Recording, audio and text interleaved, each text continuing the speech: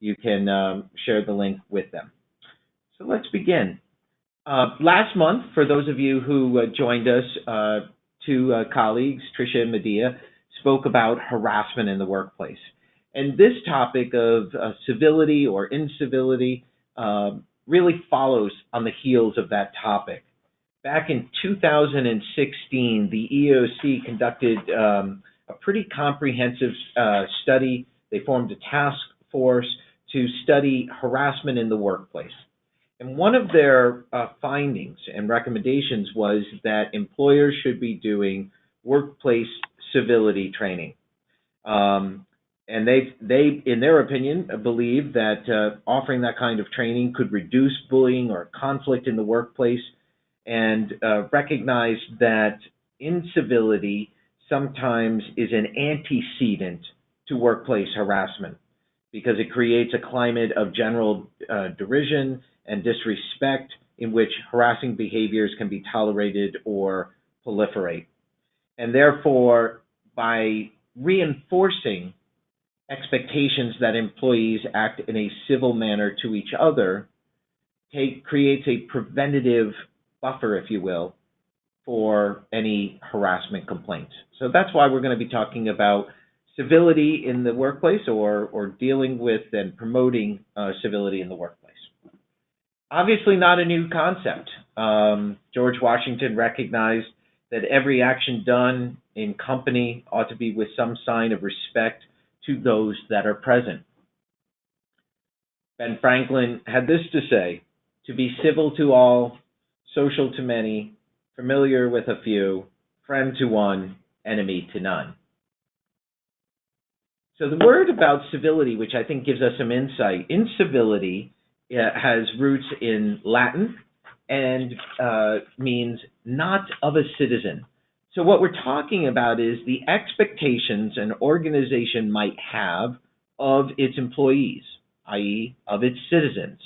What is expected if you are going to be working in that environment and be a citizen of that organization?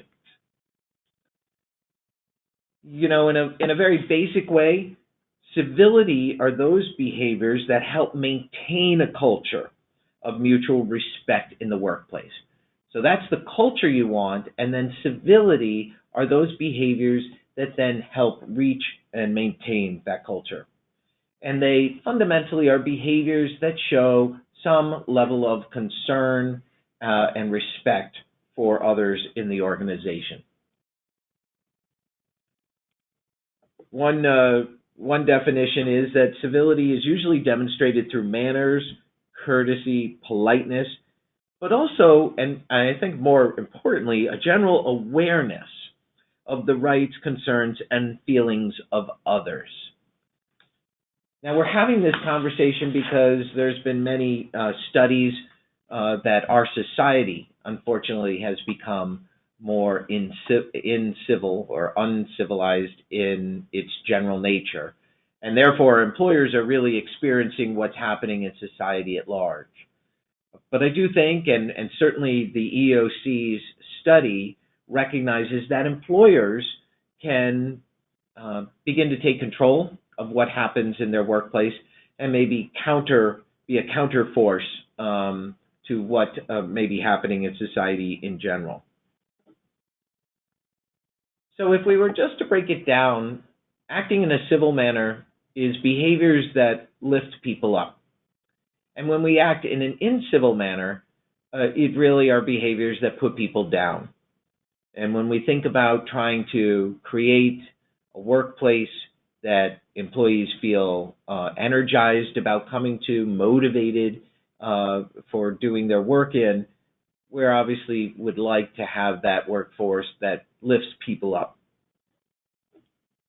One study found that did a poll of employees in the workforce and asked, what do you consider to be uncivil behavior? Interestingly, the number one activity that happens is taking without asking a coworker's food from the office refrigerator. But obviously that just reflects a general attitude of disrespect of the rights of the person who actually own that food, and a disregard for how taking that food may impact them. Refusing to work hard on a team project was considered a form of uncivil behavior. Shifting the blame for one's mistakes onto a coworker, reading someone else's mail without permission, and simply neglecting to say please or thank you. And one of the things we're going to talk about is how simple manners can really be a starting point for creating that civil behavior, civil environment.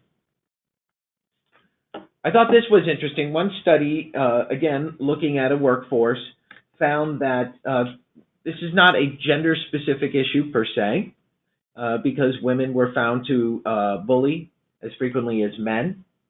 But what was interesting was who's the victim frequently of the bullying.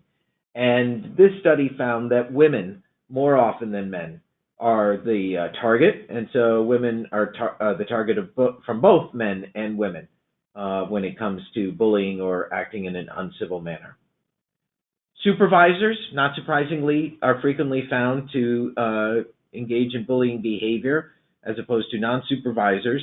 And given the fact that supervisors wield power in an organization that on occasion might be misused, that may not be surprising. And we're going to be talking about the effects that uncivil or incivil behavior has in an environment. Certainly, one study found that there were significant health effects with people feeling depressed and anxious when they were working in an uncivil environment or one where bullying was permitted. This, I think, gives you some sense of some of the consequences that will result from tolerating uncivil behavior in a workforce. Not surprisingly, people will decrease and intentionally decrease their work effort. If you're feeling disrespected, I think it's only natural that someone would not give their full effort. They may actually then decrease the amount of time that they spend in the work environment. Again, not surprisingly if they're not feeling respected and treated appropriately. Employees have reported that they've intentionally decreased the quality of their work when they feel they are treated in an uncivil manner. And that then results in lack of productivity. So much time sometimes is lost just by employees worrying more about how they're going to be treated or about dealing with a bully in the workplace, and therefore not focusing on their work. So there is actual lost time, even if it's unintentional. And certainly then there's time spent, if employees have reported that they spend time avoiding certain individuals who they feel treat them inappropriately, and thereby generates further lost time. So where is some of this uncivil behavior coming from? Many of the studies on the topic point to an increase in technology. And now this by no means is the sole reason for why we may have seen or are experiencing an increase in uncivil behavior, but many studies feel technology is definitely a contributing factor. And when we turn our attention to talk about things we can do, you'll see how this may play out. But certainly what technology does is, although it facilitates the activity we can do from remote locations, it frequently minimizes our personal interactions with each other. And if we're not interacting with each other, the opportunity to be not cognizant of how our behaviors are impacting others increases. And we'll see how that plays out in a few moments. So if what you're really trying to, if you're running into some obstacles from management about maybe making some changes and changing the culture, I think it's important to appreciate that incivility actually has been found to have a true financial consequence to organizations. One study found that incivility cost companies approximately $14,000 per year per employee who feels they are being treated in an incivil manner. As we talked about, it affects not only performance when people are at work, it impacts whether people come to work at all or spend additional time that might be needed at work because they want to minimize their exposure to that kind of work environment. But even beyond that, studies have found that people who feel they are working in an incivil environment, that environment affects their thinking. It diminishes their creativity and, not surprisingly, diminishes the incentive for collaboration, which then might generate a better work product.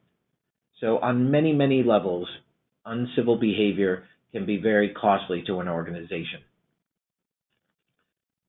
One thing I think that the EEOC study points out, and just recognizing the kind of cost that could be borne by an organization where uncivil behavior is tolerated, is that management shouldn't be waiting for a formal grievance to begin to take steps to create a more civil work environment. So what can we do? So here are some sort of a compilation of steps that organizations have been encouraged to take by various people who have studied this topic. First and foremost, adopting a policy. By adopting a policy, what you're doing is beginning to really give some thought to what are the expectations that the organization has for its employees.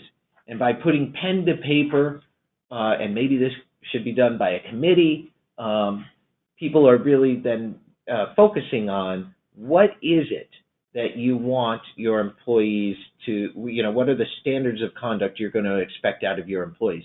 Much like a mission statement reflects what's the purpose for the organization, having a company policy about the expectations of behavior begins to formalize those expectations so that employees can recognize and be held accountable to those expectations. As good of any policy as you might have, if you do not have buy-in from your senior managers, it'll be a fruitless effort.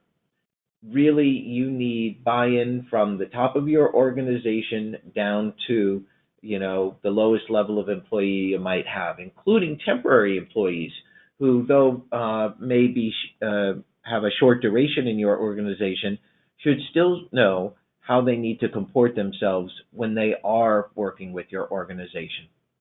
And once you have that buy-in, management should be the first to exemplify and model those behaviors. Now, we could, expect that people should just know how to act, and this really is not management's business. But studies show otherwise, that training helps create civility in the workplace.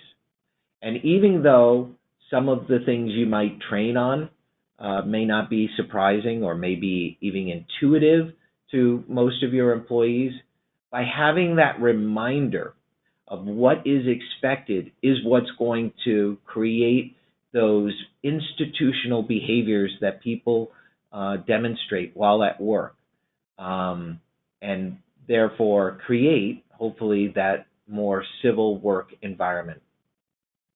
So once you have your policy and you have your buy-in and you've trained people about what those expectations are, the way you really cement those behaviors is by rewarding the good behaviors in however you do it, either in terms of tangible employment, consequences for people who truly demonstrate manifestation of those behaviors, or simply by acknowledging people when they perform those good behaviors. Not only will you generate reinforcement for the individuals who actually perform the behaviors, but anyone around them who is being informed about that reward is also going to have a positive result. And then you must address the bad behavior. Studies have shown that where bad behavior is tolerated, those work environments quickly become, places where uncivil behavior proliferates. You need to be able to call out that bad behavior. And how you might go about that will vary. Certainly at some level, the old adage, praise in public, punish in private, should be, kept in mind when you're addressing these behaviors. But at some point, if there is proliferation of inappropriate, unacceptable, incivil behavior, the organization may want to address that in a more formal way publicly so that everybody appreciates, again, what those expectations are. So, mentioned that one of the first steps is to identify, to create a policy. Now, one thing to keep in mind is this should be a policy that's distinct from an anti-harassment policy. Harassment in the workplace is illegal and cannot be tolerated. All forms of harassment, not only sexual, but any other form of harassment focused on a protected class by either state or federal law, should be specifically identified and dealt with. The policies that we're talking about today should be separate, but they are a companion policy of sorts. But much like you have a policy of probably workplace attire, about how people should come to the workplace dressed to perform their work and to create that image that management is desirous of, you should have a policy reflecting the type of behavior that you expect. And in looking at different policies, just giving you some idea of the specificity that I think makes for a good policy. When people say we want you to act in a civil behavior, I think that could mean a lot of different things to different people. And so part of the process of putting that policy together should be the exercise of going through is what is the behavior you want to see? What are the specific behaviors that you do not want to see? And then you incorporate that into your policy so that a new employee or an existing employee reading that policy really has clarity on how they should be comporting themselves in the workplace. And up here, are just some ideas of how you might want it, of some of the behaviors you might want to specifically identify. And even this list could get even much more specific. So, how do you start to create a more civil workplace? Beyond just developing a policy and then making sure management and all employees buy into that policy and rewarding it. So what I'd like to do now is sort of explore some of the different segments, if you will, of work life, and then get a little more specific on how we can create that more civil workplace. So first, interpersonal relationships in the workplace. What can management begin to do to focusing on those interpersonal relationships to create a more civil workplace? First and foremost, promoting interpersonal contact, encouraging people to greet each other. Again, it may sound silly, but a lot of studies showed that people frequently pass each other in the hallway in workplaces without ever acknowledging their coworkers. And by simply acknowledging a coworker with a greeting of good morning, good afternoon, how are you, you begin to form those relationships that then will encourage people to act in a civil manner toward each other. As I alluded to a few moments ago, the power of good manners is incredible. Simply saying please, thank you, you're welcome, excuse me, go a dramatic distance in encouraging civil behavior and preventing uncivil behavior. When you are saying thank you to someone, you're fundamentally in the mindset of acting in a civil manner. The other thing that many studies recommend is making sure people learn and use the names of the people around them. And this is where management can think about encouraging that either through get-togethers or announcements of when new people join an organization so that people feel comfortable and knowledgeable about who their coworkers are. When people are anonymous to each other, that's when uncivil behavior may occur. If people know and connect with their coworkers, the chance of them interacting in an incivil manner is diminished. The other thing I want to just flag, and we've talked about this on a previous webinar dealing with transgender employees, but the power of recognizing use of a person's preferred name. It's just a very fundamental way of showing respect. If someone prefers to be called by, a certain name, then honoring their preference and calling them by that name goes a long way. So if someone prefers to be called Michael, then encouraging folks to follow that request as opposed to calling them Mike, or vice versa.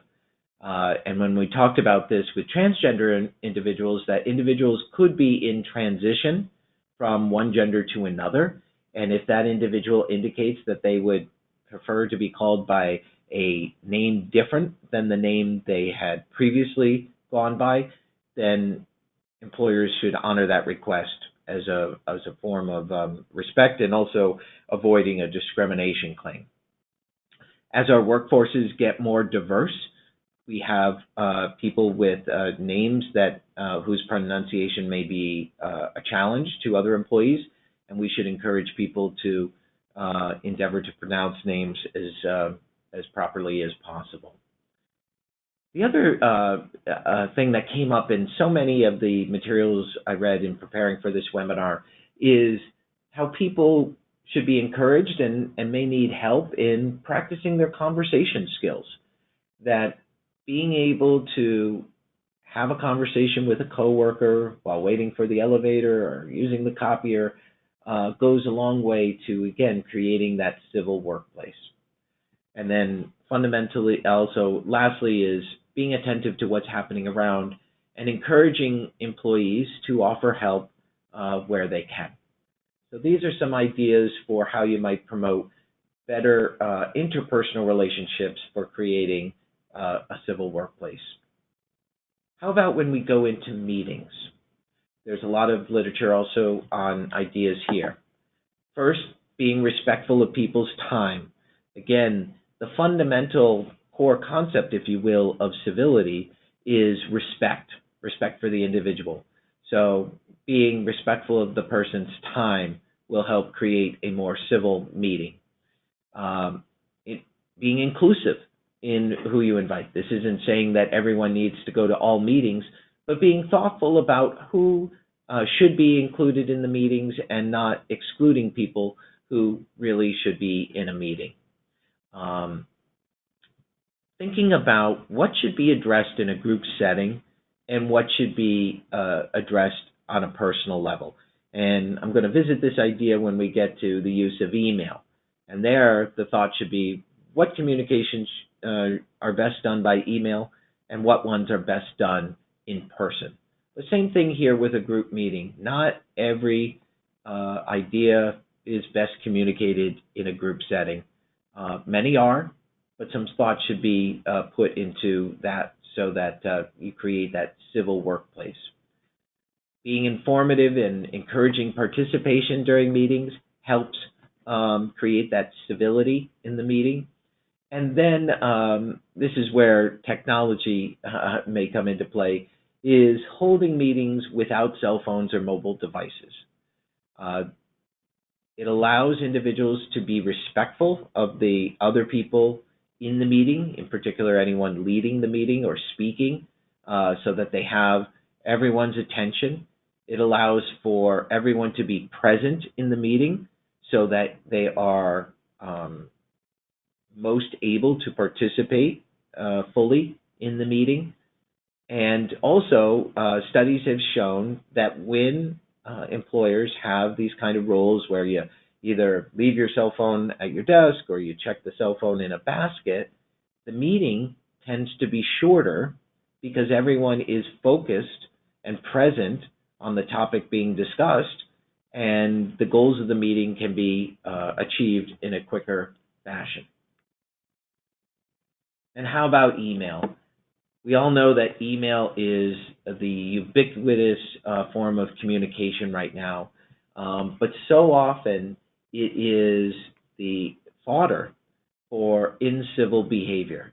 I mean, just this week, I had two clients call me about dilemmas they had where people were upset with coworkers, and they were both based on emails that had been exchanged between the individuals involved. First and foremost, I think folks should be reminded that not every email is suitable, not every communication is suitable for email. Recognizing and encouraging folks to either pick up the phone and have a conversation in some circumstances, or getting out of their seat and walking down the hall to visit with a colleague actually can achieve so many goals of an organization, one of which would be creating a more civil workforce. But also, by having that more dynamic communication, either over the phone or in person, may allow for a quicker result to be found for whatever's being discussed, and also allows for a give and take, a more free give and take that is usually absent from email communication. The other thing that is almost in every piece of literature is, if you are going to send a message by email, check and double check. Make sure your spelling is correct. Make sure the tone is correct. Make sure you use proper punctuation. It does matter. It's a sign of respect when you make an email easy to read because proper punctuation has been used. Consider avoiding using acronyms, slangs, or profanity. This is part of checking and double checking. As number 9 points out, no one should ever email angry. If you want to feel like you need to get something off your chest and you need to type an email, one suggestion many folks have made is email yourself so that you can get your thoughts down, but don't send it until you give yourself that opportunity to reflect, to make sure that the message you really want to send, both in tone and substance, is down on paper. And that may require allowing for a period of time to pass before you actually send that email to its ultimate recipient. Think about confidentiality.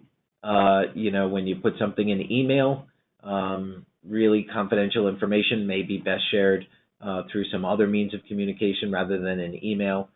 Recognizing that emails live forever and they are subject to discovery requests in litigation, and if the proper tone isn't reflected in the email, they may be subject to various interpretation by a judge or jury. Okay, here's a couple examples that I wanted to just leave you with, thinking about some of the concepts we just went over. Southwest Airlines has really made it an active goal of the organization to promote civility within it. They encourage their employees from day one to think about their coworkers as one big family. They try to be aware and sensitive to what's happening in their employees' lives, such that even small things like sending a birthday card or a card on the employee's anniversary, or even recognizing if an employee has someone close to them pass, acknowledging that with a sympathy card. Again, trying to really create that connection and respect and thoughtfulness about coworkers. This next example was one that was actually implemented by a local hospital who recognized that their work culture was not as civil as they wanted it to be. And one of the things they recognized was that there was minimal interaction between employees. So some might say this is kind of sad that we need to have this kind of policy, but I actually think if it's needed, then it's a good policy to implement. And they implemented this 10-5 way policy, where if you are within 10 feet of a coworker or another individual, you're to make eye contact and not simply be walking around looking at a mobile device or some papers or otherwise averting eye contact. And then also, when you're within 5 feet of a person, you're to say hello or otherwise greet them. Again, not anything new, but it's that encouragement if employees have somehow forgotten that this is a good way to interact. And this particular hospital reported a dramatic change in their work environment a very short time after they introduced and implemented this 5-10 rule.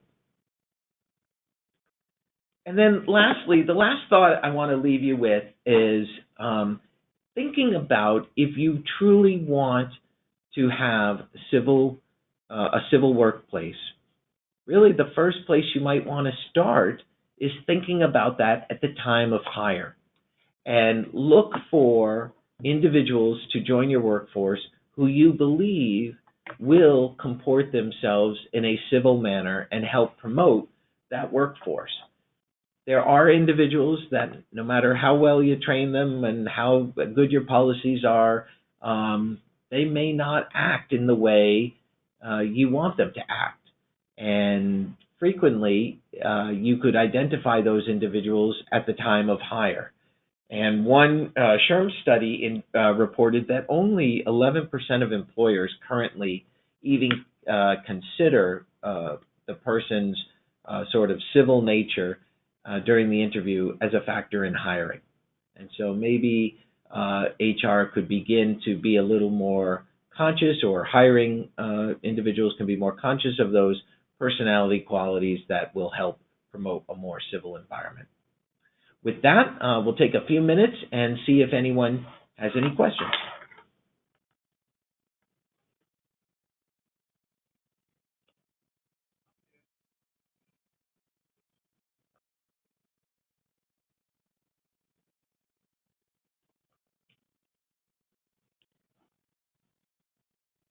Okay. I don't know whether I answered everyone's question or everyone, is just thinking about what I've just shared, but we have no questions at the moment. Yes, someone has asked, will we be sending the slides?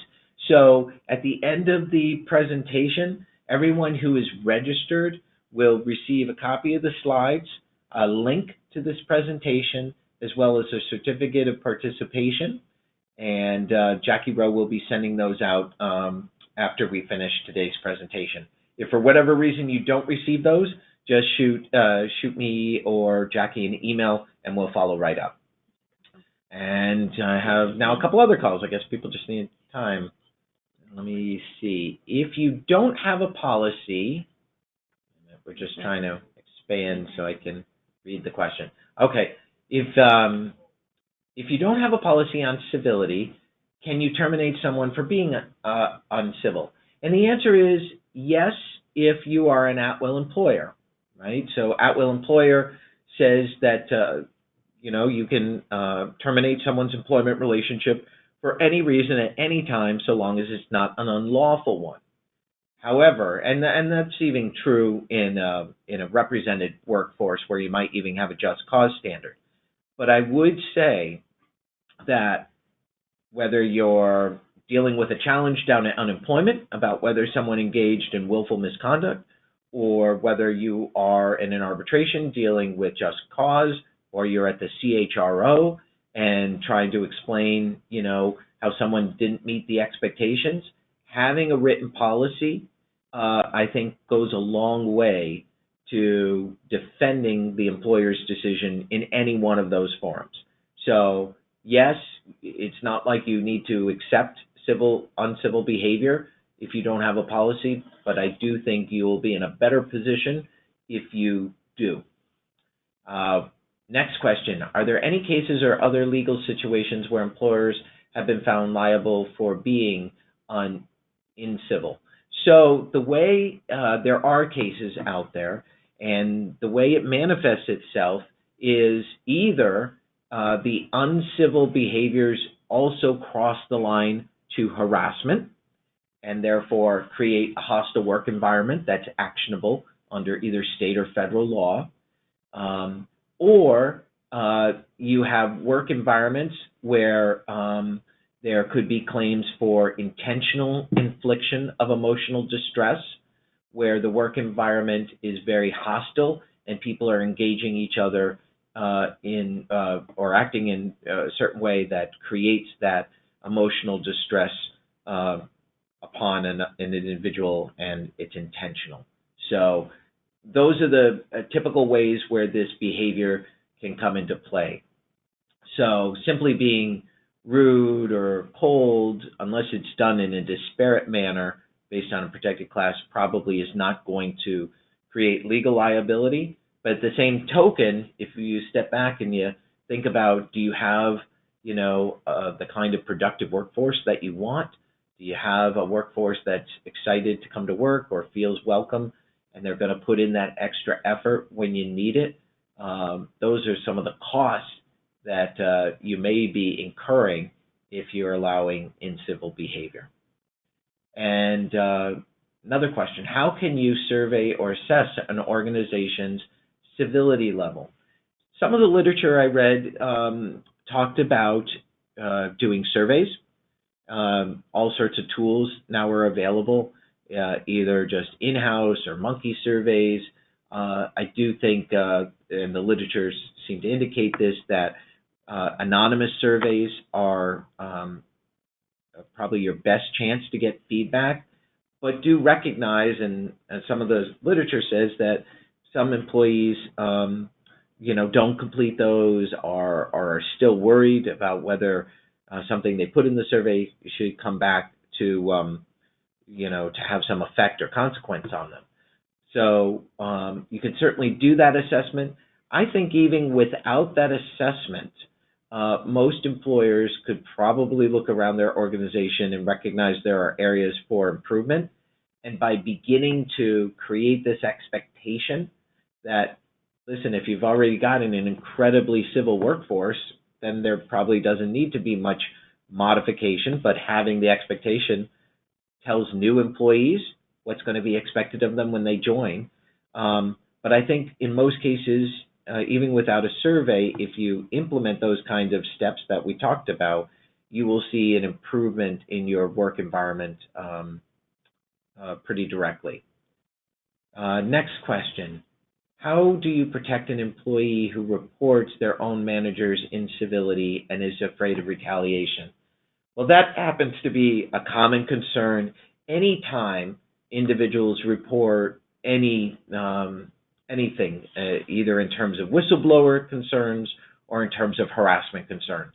You want to make sure you have a policy that is clear that retaliation will not be tolerated, and you have to be as vigilant about dealing with retaliation concerns as you are with any discrimination or other misconduct report.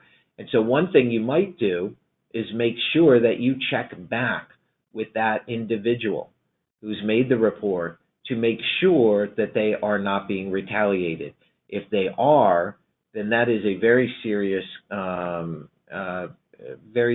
behavior on the manager or the supervisor's part that has to get dealt with very swiftly. But I think frequently when people report anything, whistleblower or harassment, or in this case, incivil behavior, having that follow-up, and it may be frequent follow-up, lets the employee know that they are supported and gives them the opportunity to immediately report any concerns that might develop after they make the report. Next question. You mentioned that management should lead by example. But what if the manager is the one not being civil? That's a great question. Certainly, management should lead by example, and that should be the expectation. And in most organizations, there are more than one manager. So if you do have a manager or multiple managers that are not being civil, you would hope that the management above them is going to recognize that that behavior is unacceptable. If the highest level of an organization is acting in an incivil manner, this will be a very challenging endeavor. You need to have the most senior leadership in an organization recognize the value to acting in a civil manner and recognize the consequences and costs of not having a civil and of not expecting civility in the workplace. If you have that most senior management buy-in, I think then you'll be able to deal with middle management that may be the source of the problem. But if you don't have senior management on the same page as you, that will be a very difficult situation. As a compliance officer, I sometimes need to discuss compliance violations with staff. On one occasion, an employee wrote in response to his write-up that I was being hostile, which I wasn't. How do I change this perception? I frequently will give sexual harassment prevention training to workforces, and I've certainly done that a lot more in the last couple months. And when I present to a general workforce, sometimes, not infrequently, I'm pulled aside after by an employee who says, I think my supervisor is being hostile to me. And I'll say, well, what's going on? And this happened last year. He says, well, he always wants me to come to work and do my job. And he just keeps talking to me about that. You could talk about, changing the perception. And that individual, I tried to take the occasion to talk about expecting employees to perform their essential job functions is not hostile, as long as it's a uniform expectation. I think one thing that, and I recently had a conversation with a client about the use of the word bullying, and it sort of brings up the same concern, is that word, I think, means a lot of different things to different people. And so in the context of civility, I think the more you can be specific, such as using manners, making eye contact, avoiding profanity, using email properly, the more you focus on the specific behaviors that I think are what I would call the root behaviors, may go some distance to really instilling in folks what it is we're talking about. And simply addressing a performance problem is not being incivil. How you go about it, maybe, choosing whether to do it, privately in a respectful way, as opposed to screaming at someone or treating them in a disrespectful manner.